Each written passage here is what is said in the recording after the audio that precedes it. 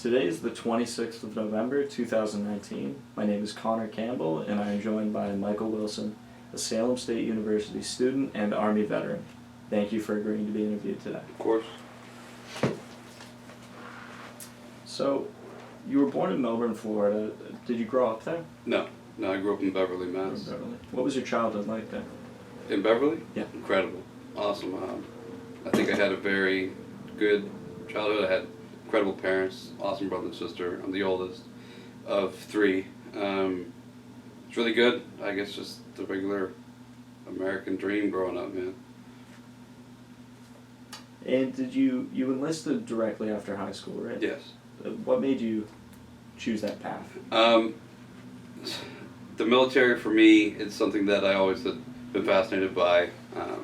I thought that soldiers, Marines, just military members alike were just really cool. I thought they were my heroes growing up. You know, I didn't have like Superman. I didn't care about him.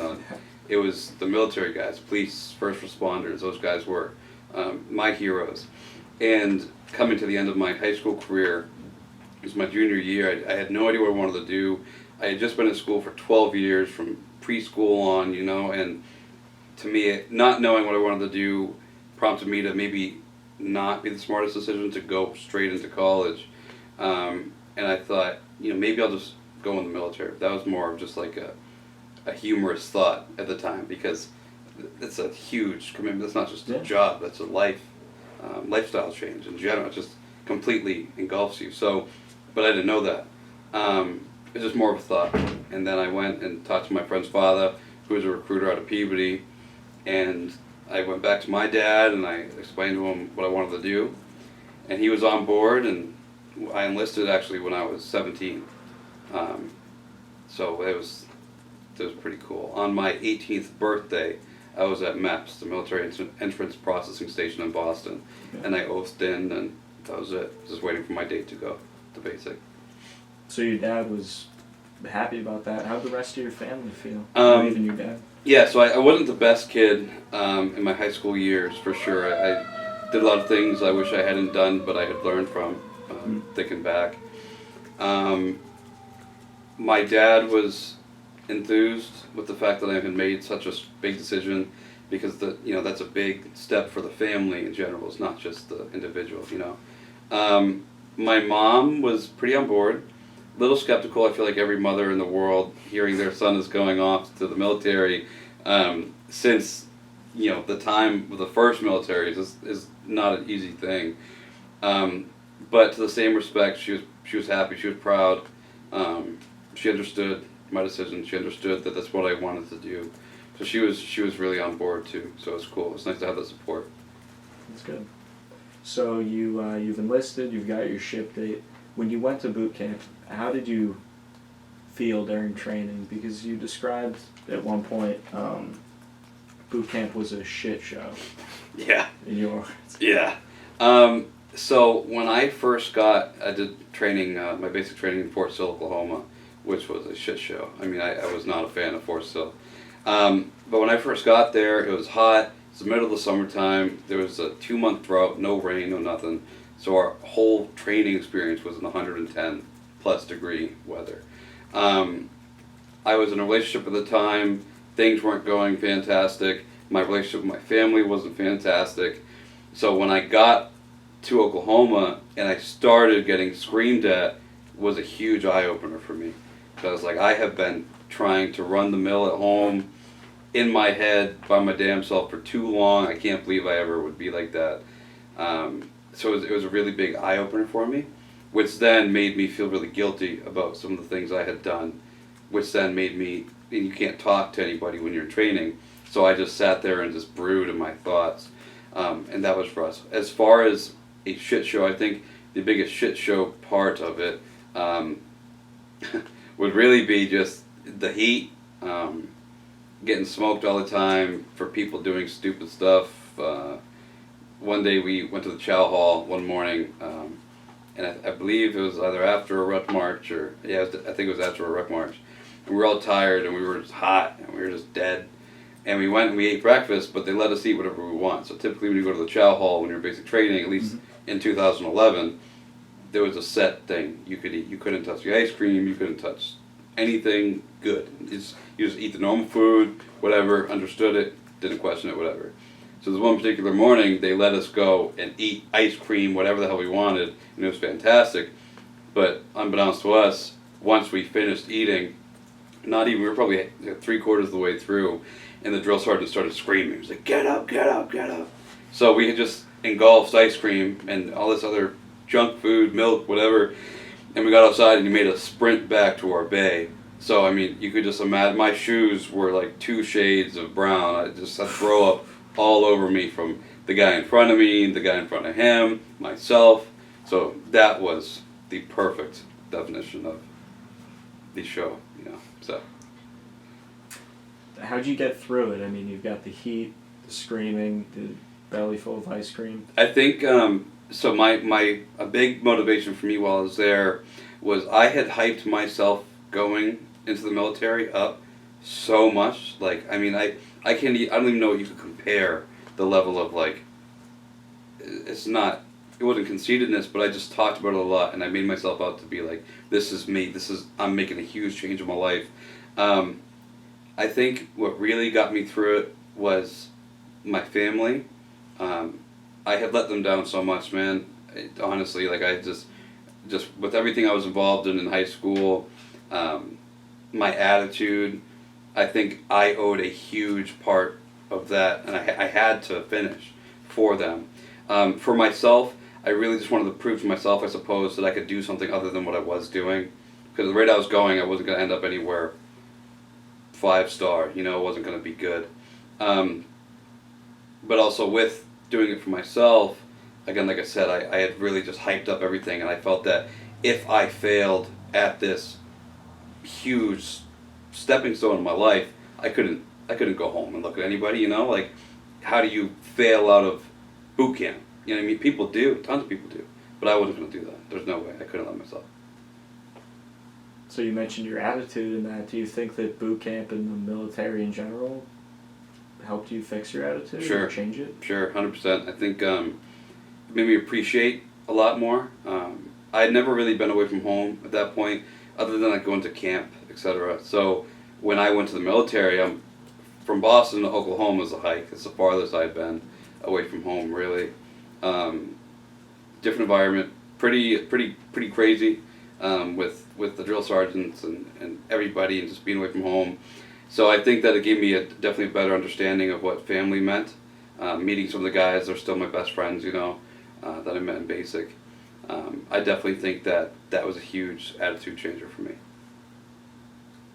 So you said your MOS, changing gears a little bit, was a unit supply specialist. Yes. Can you describe that job, what that entailed specifically? Yeah. So it's logistics, quartermaster. Basically, it's a lot that goes into that job.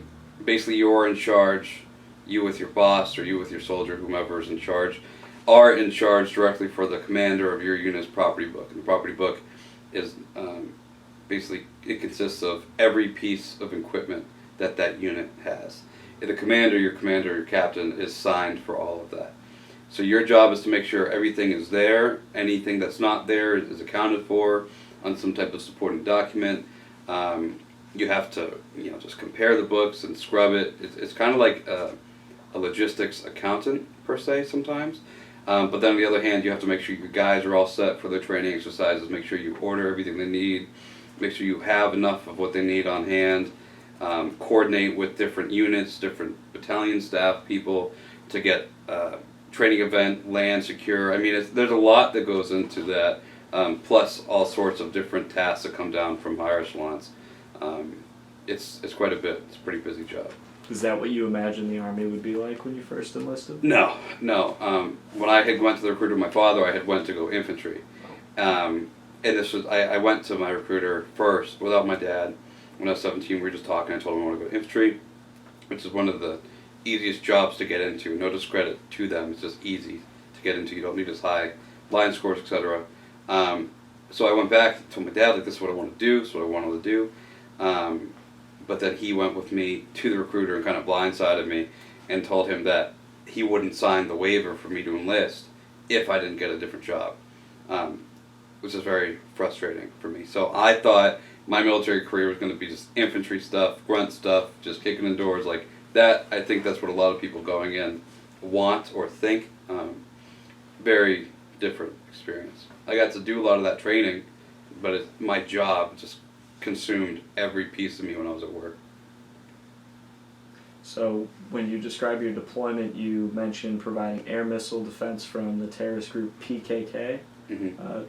Could you just sort of expand on that a little? Maybe describe what your deployment was like. Deployment was all right.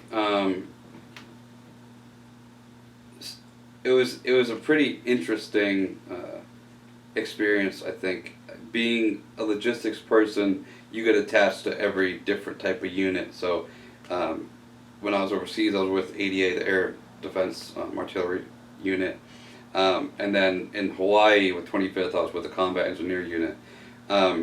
In Turkey, however, we were about 10 kilometers or so away from the Syrian border on this Turkish tanker FOB, this tanker base. It's pretty cool. But again, our mission was just to make sure that no missiles coming that were being shot from Syria into Syria came over the border and affected the city of 2-point-something million people.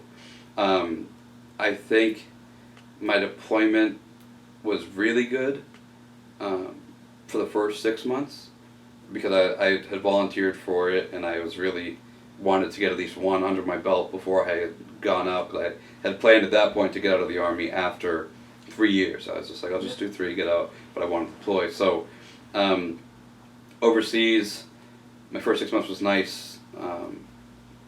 Got into bodybuilding, which was a lot of fun. I really learned my job overseas because I had only been in the Army for a year prior. In my first unit, I hadn't learned as much about my job for no one's fault, but I just wasn't trained enough in my unit to do my job well. So when I got overseas, we landed in Incirlik, which is an Air Force base. It's a Turkish and U.S. jointly owned Air Force base. It was really interesting because I was with Battalion S4 at this time. It's Battalion S4 oversees all of the other units that kind of fall under that that battalion and their supply guys to make sure they're good to go, their XOs, etc. So I was there for a month. I was doing battalion stuff, which was quite a bit, trying to prep all the vehicles that were coming through customs, coming from the U.S. overseas, and I got pulled from S4 to be Bravo Battery Supply Sergeant as a PFC. So that rank that is slotted for is an E6, and I was an E3, so it's 3 pay grades above what I was.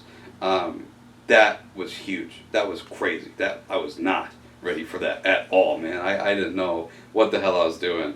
But I had a old commander who was fantastic, Captain Dembeck, who is now Captain or Major Melson.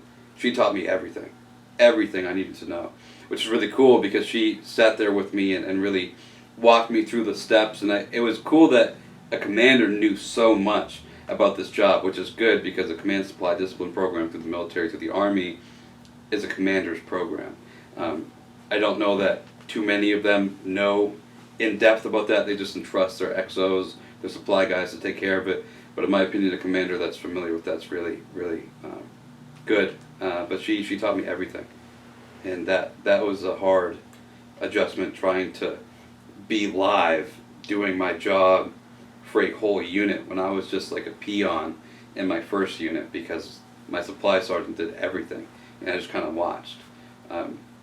So having to hit the ground running while we were just establishing our talks and everything on this forward site was rough, but it was from that point on I excelled. It was great. So you mentioned Major Melson, was it? Yeah. So she was familiar with the people under the jobs they were doing. Yeah, Do you think that's rare? No, no. I don't think that it's rare for the commander to know the job requirements of each individual in that person's unit. I think you have to know. 'Cause if you're just a commander and you just don't know what your guys are doing, then this is chaos. Then there's no order. How are you going to lead people if you don't even know what they're supposed to be doing? You know, I think that she in particular, and I've had plenty. I've had 2 or 3 commanders who I would have done anything for because they just understood. They knew. But she in particular was phenomenal. By far one of the best I ever had, because I didn't want someone to baby me. You know, that's not what the military is about. Yeah. You don't baby people. You have to teach them. You lead them. You mentor them. You train them. And she was able to do that in such an effective way that I trusted her and she trusted me enough to where we gave each other enough rope to make things happen with, you know. And then when she had left, we did a change of command in country, and then Captain Jones came over, and I had already been pretty spun up to speed at that point, but then he and I both together just hit the ground running and just made moves, because I was the only logistics guy for Bravo Battery at the time. So it was pretty intense. So, in Turkey, did you interact with locals much, either Turkish or even Syrian, if you were so close to the border? Not so much with locals. There was Turkish soldiers on the base we were on. So with them, yes, we had them for, like, we'd have interpreters, we'd have just guards that were just manning the post, because it was their base, we were just kind of on it. I got pretty close with some of the guys that used to run around the sites, the tax sites.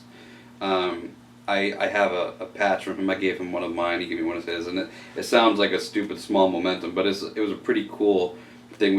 I had learned not enough to walk around the city, but I had learned enough Turkish to be able to communicate with this gentleman. Young, I think he was like 21, 22. But in Turkey, they have mandatory service. So everybody goes in, and I think if you're going to college, you plan to go to college, you have to be in for 2 to 4 years. But if you're not going to college, you're only doing your mandatory time, it's 1 or 2. And this particular gentleman was doing college, so he was in for quite a while longer. But the locals were pretty cool. Those Turkish soldiers were awesome. They were really good to us. Sort of switching gears, as a country, I think we often view the military and politics as linked, even if it's not that simple. Did you feel this way when you enlisted, served, and now that you're out? Do you see that sort of politics, or just like invading sort of the military? That's tough. I think yes, but I will say this. When you're in the military, if you don't allow yourself to be susceptible to political things, political talk, then you're not going to know what the hell's going on in politics.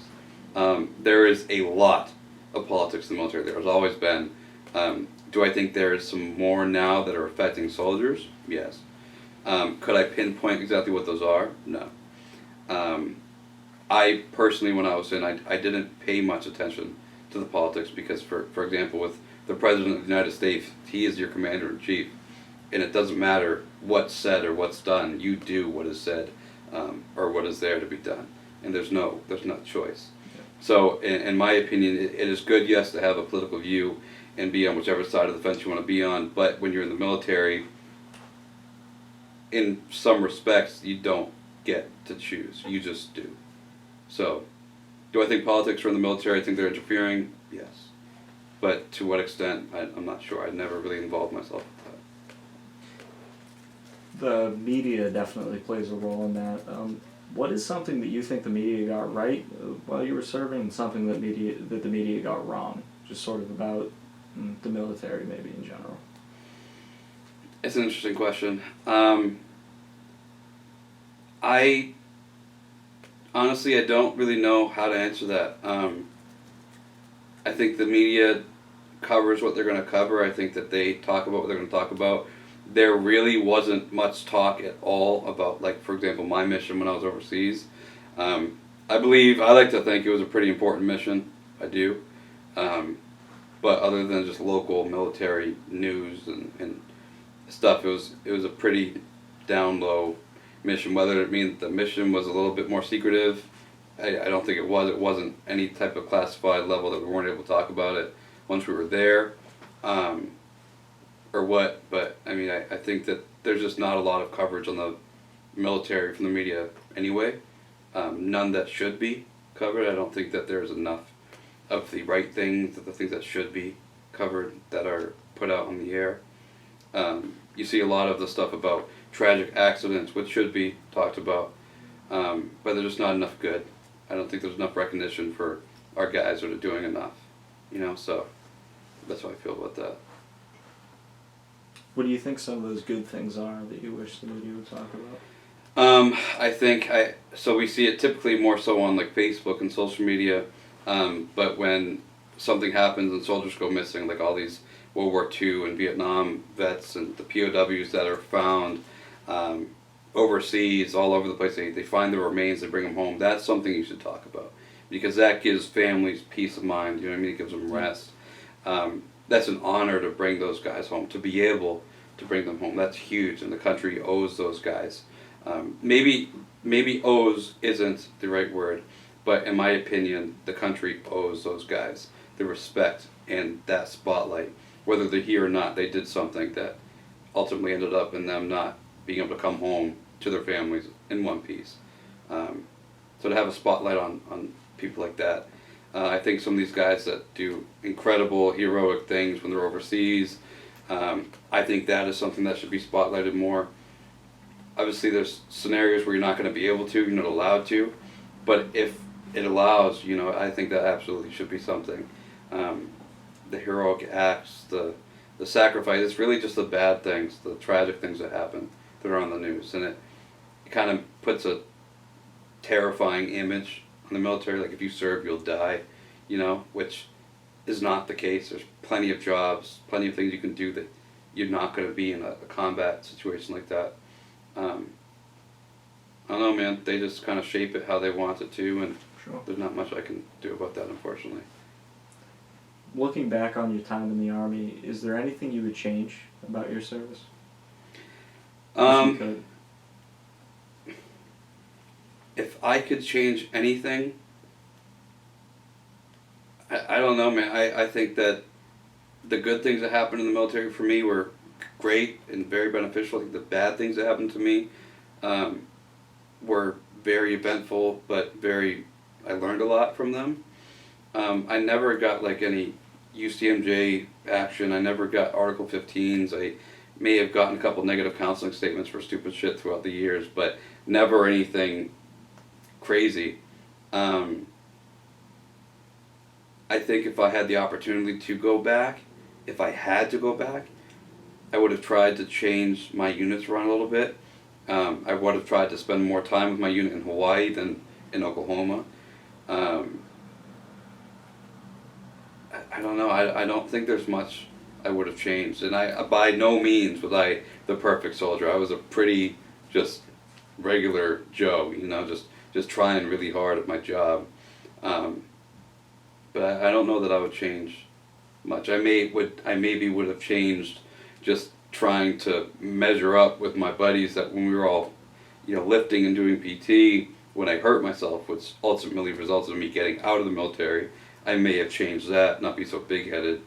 But other than that, no. I had a lot of good times in the military, a lot of bad times, but overall it's part of the job, so. Do you want to talk about that injury you mentioned at all? Sure. So it was in 2012. I had finished training and I finished my AIT training, and I had gotten stationed in Fort Sill, Oklahoma, which I had hoped I would never go back to. And I was doing PT one morning with my unit, and we were benching, and we were doing decline, and I had done a couple of reps, and on my third rep down, my shoulder snapped out of place. And I was able to rack it back up. I don't know if it was the grace of God or just because whatever. And it killed for a week. And I didn't lift, I didn't do anything, I didn't push myself. I just kind of let it be. After that week it stopped hurting, so I continued to lift. At this point I had figured out we were deploying, I was still lifting, and throughout my whole deployment I just lifted. And with the guys I was deployed with, these guys were animals. We would just be in the gym for 2-3 hours a night from 10 o'clock till midnight to 1 in the morning, whatever time we got to do that. And we would all try to push each other to lift more, to be bigger. It was just crazy. Just a bunch of testosterone trying to push you and make you this monster. With that, though, any pain you felt, you didn't think about because you didn't want to be the smaller guy.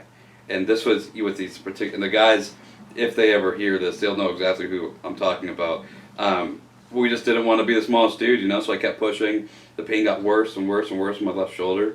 And I got home from deployment. We redeployed, and I was doing push-ups one day, and my shoulder snapped. I almost broke my nose. It just fell on my face. It was the craziest thing ever.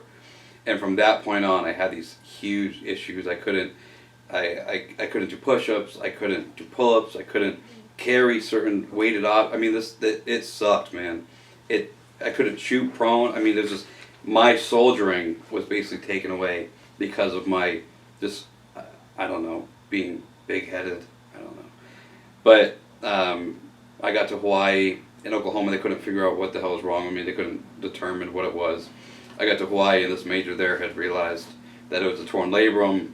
I had a lot of cartilage deterioration. She said my shoulder had looked like I had been a major league pitcher for like 15 years, which I only played like t-ball when I was a kid, you know. So like it wasn't anything like that. And I'm a righty. It was my left shoulder that's the one in question. So we did a surgery, which I had hoped would be fine, and then they decided to put me into some crazy intensity physical therapy, which worsened my shoulder. I didn't recover from it. It got worse. I could barely ride my motorcycle. I mean, it was awful. So I was then presented with a few options. The first one being that I either pretend nothing's wrong with my shoulder, because I couldn't do PT tests. I couldn't pass anything. I couldn't do more than like 5 push-ups, and without excruciating pain. And I'm all for pushing through pain, but when your body physically will not do it because something's gonna like explode on your, like, no way. Yeah. Just no way. So 3 options. The first one was to pretend nothing happened and just kind of keep soldiering on, which didn't make sense because I couldn't do that. My shoulder needed the tension. The second one was just stick out. I was at about 5 years and 8 months at this point. Stick out my last 2-3 years. It was really 2 years because I was going to do 8 years. That's what I re-enlisted for, another 5 on top of my 3. Just stick it out for the last 2 and then get out after 8 years, which means if my unit deployed, I couldn't deploy. I was useless. I was not combat ready at all. It was awful. And the third one was get out now, take a paycheck, and get some disability, and then go to school and just call it quits. It took me 30 days, maybe even longer, to figure out what I want to do, because I had planned on doing life. I planned 20 plus years. Like, that's what I wanted to do. So to have those options presented to you is kind of like impossible to choose. But I talked to my mentors, military, civilian. I talked to my parents, my wife at the time, everybody, friends, people that had no idea about what the military was. I talked to everybody, and all of their answers came to the last option, which was get out, take the medical discharge. It's an honorable discharge. Go to school, try to better yourself, which was tough. I wasn't ready for that, and people throughout their careers are always going to have times, just like anything else, being a professor, being a student, where you don't want to do that anymore. But at the end of the day, you wake up and then you have a regular, normal day, and you're like, dude, this is incredible. Like, the opportunity to be able to do this. So everyone's got good days, bad days. If I could go back and do it again, I wouldn't have hurt my shoulder if I had any say in that. Absolutely not. I would, I'd still be in. So what did you do following the end of your service in the days or weeks immediately after? I mean, that must have been kind of a shock to you. Yeah.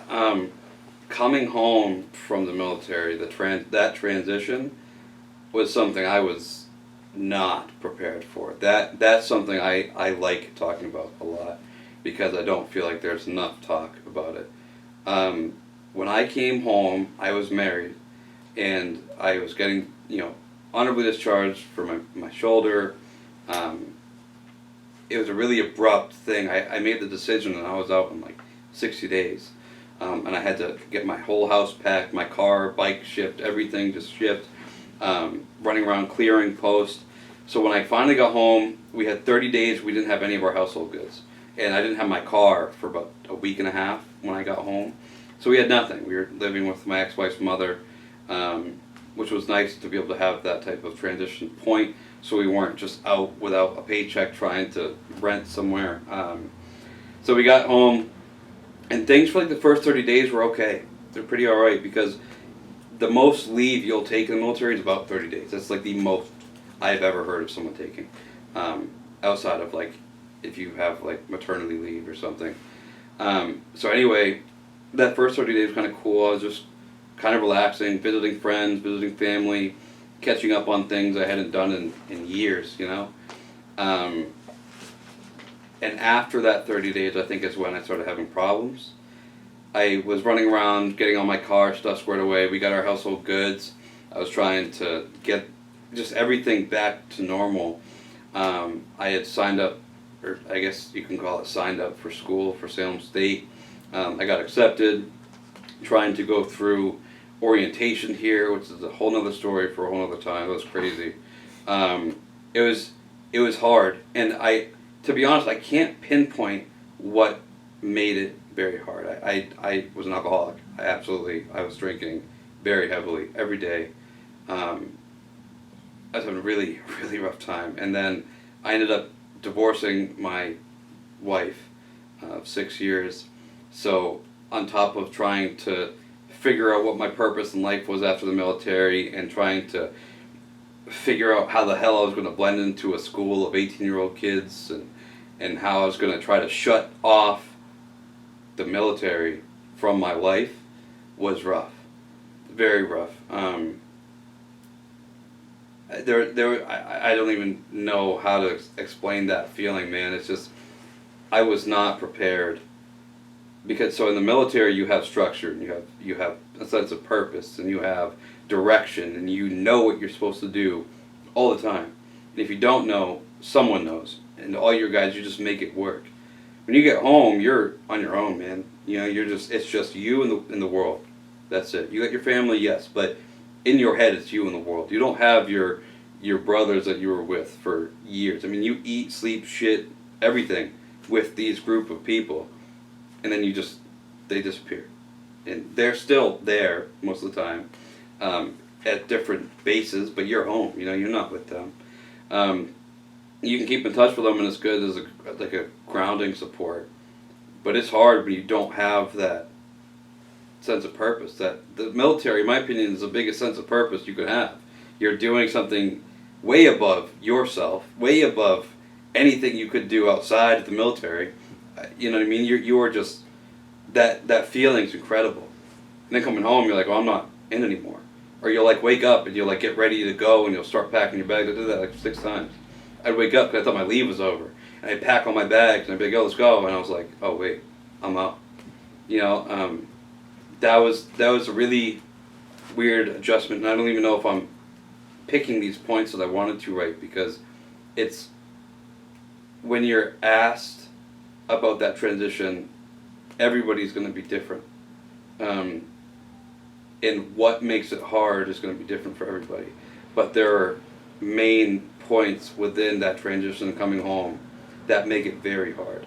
I did a lot of writing, and I wish I had brought some of my material with me because I really captured creatively some of those feelings, some of those experiences that I had gone through, which are really valuable in my opinion.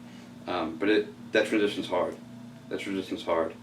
I don't even know what the drinking did or helped with. Nothing really. It was a really hard year. My first year home was really hard. Really hard. So, I mean, you said you expected a life career in the military, but it didn't happen. So you decided on Salem State, and it seems like you made that decision relatively quickly. What made you think school, college? So through the military, most of the time, if you do 3 years consecutive service honorably, you have access to the GI Bill, whether it's Montgomery or post 9/11. So I had the opportunity to do that, and they had taught you when you get out, you know, like, hey, this is some things you can use. These are some resources. Go to school, use this, and this is what you get. I wanted low key to just jump right into work.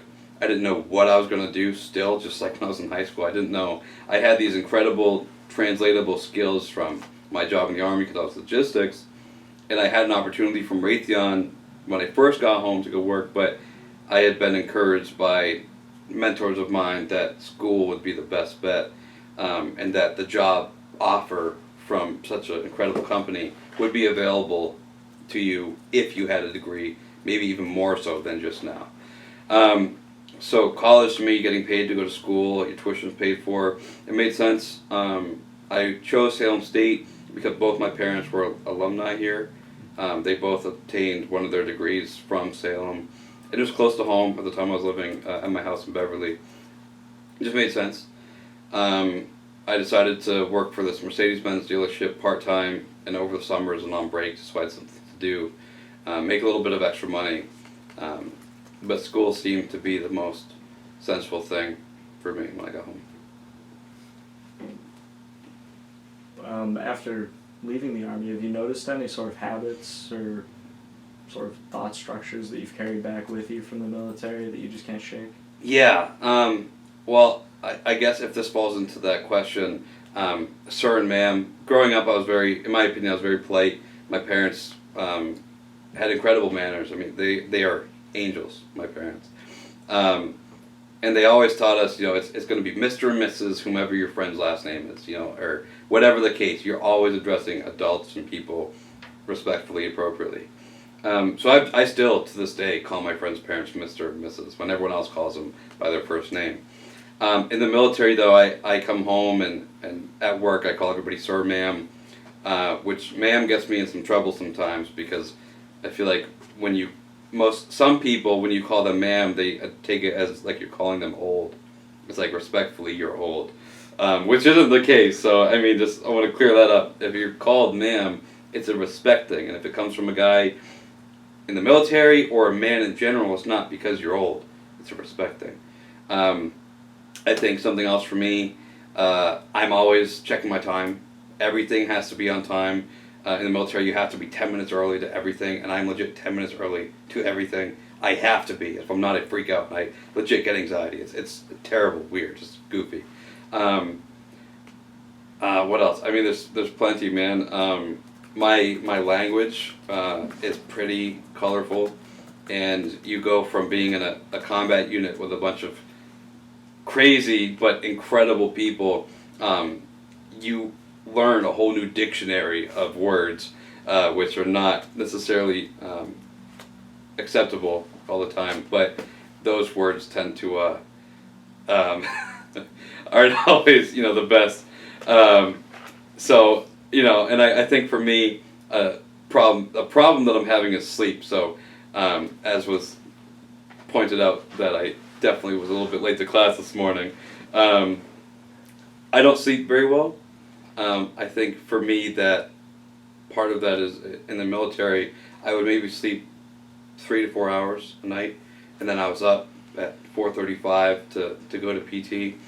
So I think even though I've been out now for about 2 years, my sleep is still pretty reflective of that, because that was a thing for 6 years, every day.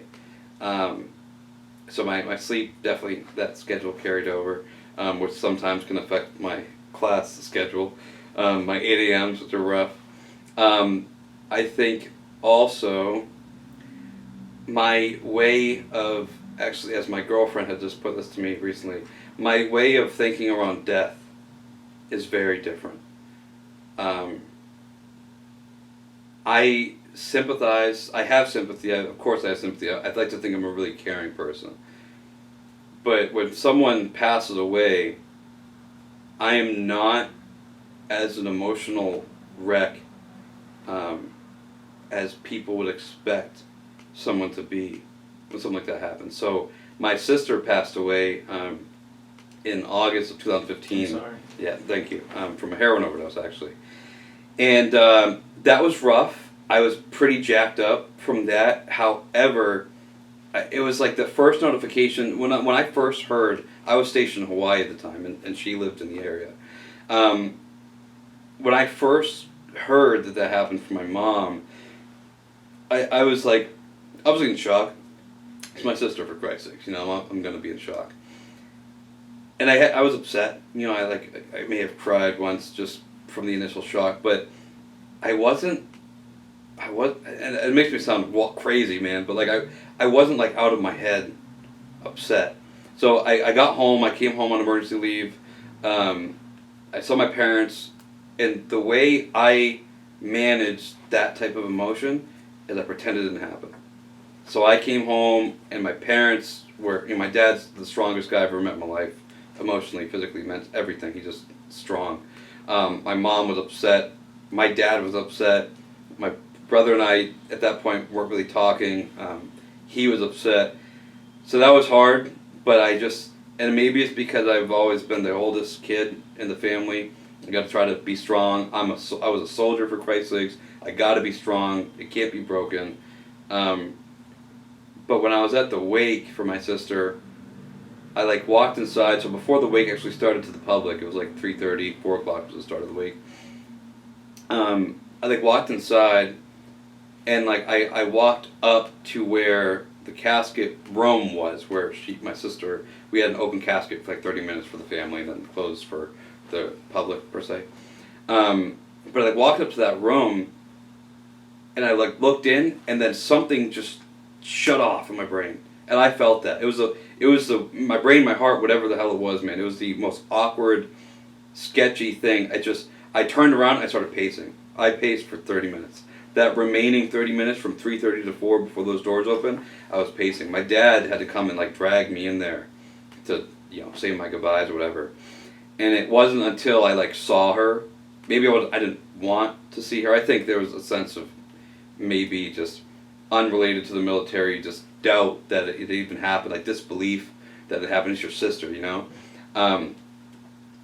But after that point, after I said my goodbyes and did my thing, I was in line at the wake. I completely had no idea what was going on. I was everyone was I'm so sorry. I was yeah, it's great to see you, man. I was super chipper. It was crazy. So one of our friends had recently committed suicide, and it's sad. It's very sad. I just don't know how to show that to people anymore. I can't I'll get upset watching a movie sometimes, if it's a war movie and there's a brother and a dad and they have a moment, brother and dad moments, that's huge for me, son and dad moments. But death, I've lost a lot of friends when I was in the military, and in the military you don't get a year to mourn, you get a couple of minutes. And some of my infantry guys that have lost friends, Afghanistan and Iraq, when that happens and that's it. You say a little prayer in your head real quick, and they just say you move on. You're kind of adjusted to that, because you can't. Then you could get other people killed. If you're sitting there crying in the battlefield, what use are you? None. And your boy wouldn't want to see you like that. So, over the years, I think I just shut off that part of me, which is weird. So, I would say that was from the service. A trait that I carried home. So that was an interesting one, for sure. Do you think maybe other veterans have a similar experience? Yeah, I know some guys, quite a few people that just kind of shut off death. They're not phased. And I wouldn't, and we're not monsters, we're not robots, but when you're trained and brought up a certain way and you're meant to be strong, who's stronger than the military guys? Nobody. And that's a huge stigma, and that's a different thing. But the vision of the military is who is stronger than the military? Nobody. Superman, but Superman ain't real. Soldiers are Superman. Marines are Superman.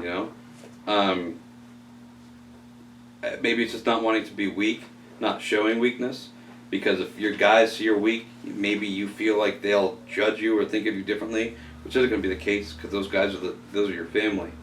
I don't know, man. I just think that I think that I'm definitely not the only one. I know I'm not the only one that has kind of shut off death. And I think you'd be surprised if you asked veterans how many of them felt that way, how many people would say yes. So. Speaking just on veterans in general, are you involved in the veteran community or in any organizations? Not so much directly. I have helped out with a couple of the Veterans Day, Memorial Day events in Beverly. Kind of just because I was there and I just asked for assistance and I helped. I am very close with the guys through the SBO on campus. They're very good friends of mine.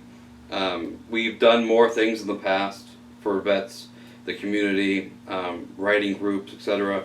But as far as a direct hand in anything linking to vets, I'm not actively engaged in any of that, no. Okay.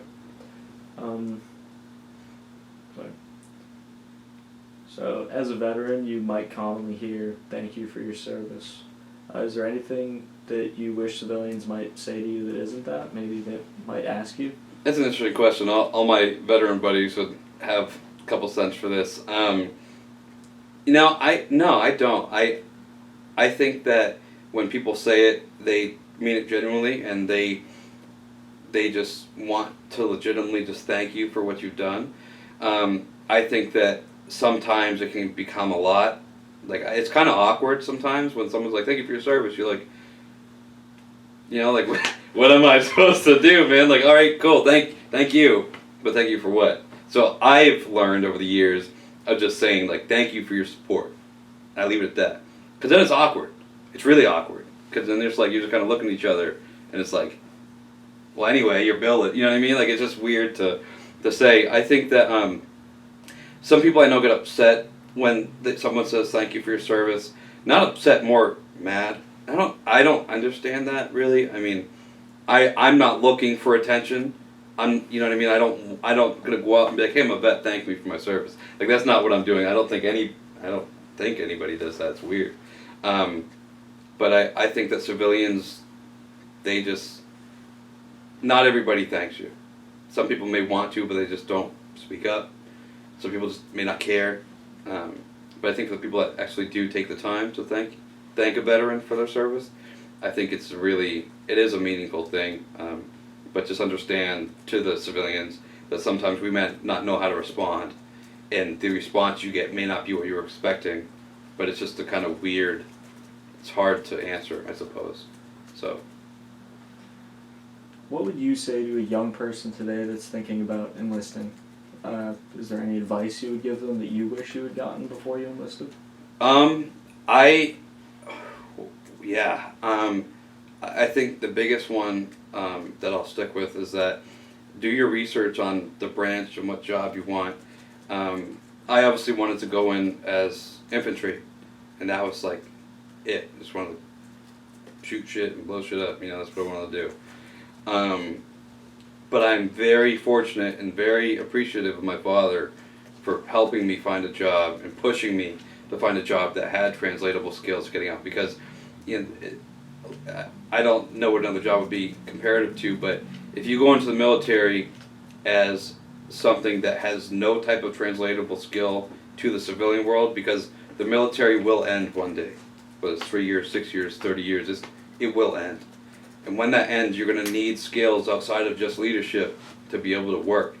And it's not always the case that just because you're a veteran, you're going to get a job. It's not all, unfortunately, not all society looks like that.